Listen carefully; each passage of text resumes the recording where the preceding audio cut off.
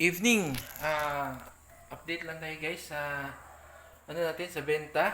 So kanina nagbenta tayo ng ice candy. So ibabalanse natin kung magkano yung kinita natin sa ice candy. Ito yung ice candy natin. So ang ginawa ko diyan is nilalako ko siya sa mga sa palengke sa mga tao. So ito siya. Ito nga yung box. So, magkano yung kinita ko? Actually, maganda yung kinita ng ating ice candy kumpara sa akin. Pero, as in, nakakapagod. Although, hindi po siya, hindi siya, ah, kumbaga, isang oras lang siya na ginawa ko kasi umalis ako dito sa bahay ng 12:40 p.m. 12:40 noon. Tapos, umuwi ako nang wala pang alas 2, kumbaga 1:50 p.m. So, wala pang siguro 1 hour. So, isang oras, nakabenta ako ng 60 pieces na ice candy. So, maganda na rin yung 60 pesos kasi nga isang oras lang siya na ibenta natin. Pero, nakakapagod kasi nga nilibot natin tsaka nilako natin, kumbaga nilakad lang natin yung mga pwede natin pagbentahan. So ito siya, itong ice candy natin guys, imagine nyo 8 pesos yung bintahan natin. So ang tubo natin dyan is 5 kasi yung capital natin dyan is 3. Kumbaga yung 5 peso dyan na tubo, kumbaga net income na yan natin ng kita kahit magkuha pa tayo ng taong magre-repack, babayaran natin kumbaga yung 5 pesos is net na talaga sa atin yan. Okay? Tapos, nakabenta tayo ng 60 pieces. So, 60 pieces times natin sa 5.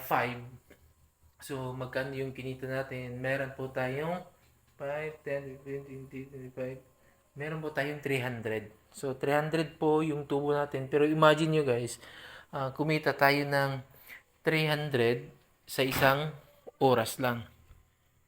So, 300 isang oras ang kinita natin sa ice candy. Paano pa kaya kung sinipagan natin siya na ibenta hanggang 3:30 or as 4 ng hapon. So, meron tayong 2, 3, 4. So, possible yan. Pwede tayo makabenta ng, sabihin na lang natin, 140 pieces sa 3 hours. Pwede kang makabenta ng 140 pieces or either 100 pesos. Sabihin na lang natin 100 pieces sa 3 hours nakabenta ka.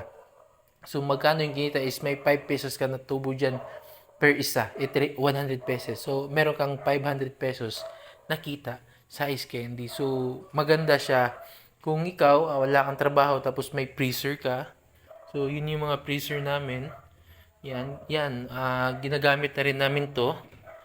Yan, may candy na rin yan kasi nga short na yung natin. Kasi marami kasi yung mga tinda na nilalagyan natin tapos at the same time nilalako ko siya. So, kung ikaw may freezer dyan, mas maganda na ilako mo siya kahit isang oras lang. Yan yung ginawa ko sa isang oras, kumita lang ako ng yun nga 300. So, maganda na. Maganda siya ilako natin, okay?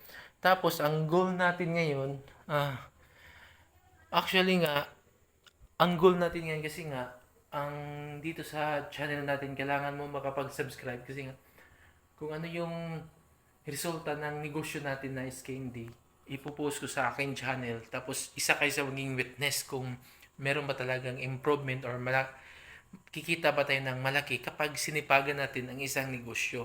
Ganun. Kumbaga, ito yung negosyo ko. Kumbaga, sisipagan natin. Kumbaga, gagawin natin lahat.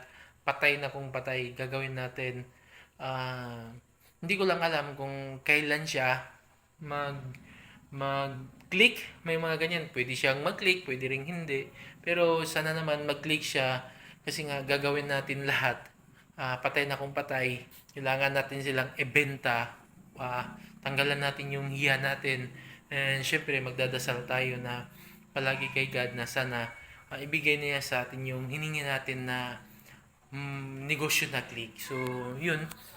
Sana isa kayo maging witness kung ano yung mangyayari at ano pa yung mga makukuha nating mga bagay kapag sineryoso natin or sinipagan natin ang isang negosyo or pag napalaki natin yung kita. So, dito kasi ito kasi yung negosyo na kaya kong ito yung negosyo na ice candy. Ito yung alam ko na I think makakapagbago ng buhay ko kasi nga dito tayo kukuha ng pang-capital for gusto natin. Kunyari, ice candy, tapos meron tayong gusto tayong mag-expansion ng isa pang negosyo. So, kapag kumita to ng malaki, tapos nakapag-ipon tayo, pwede tayo makapagdagdag ng isa pang negosyo. So, nagets niyo yung mga ganun. So, ayun nga, ang kinita ko in just 1 hour kanina sa buko ice candy is 300.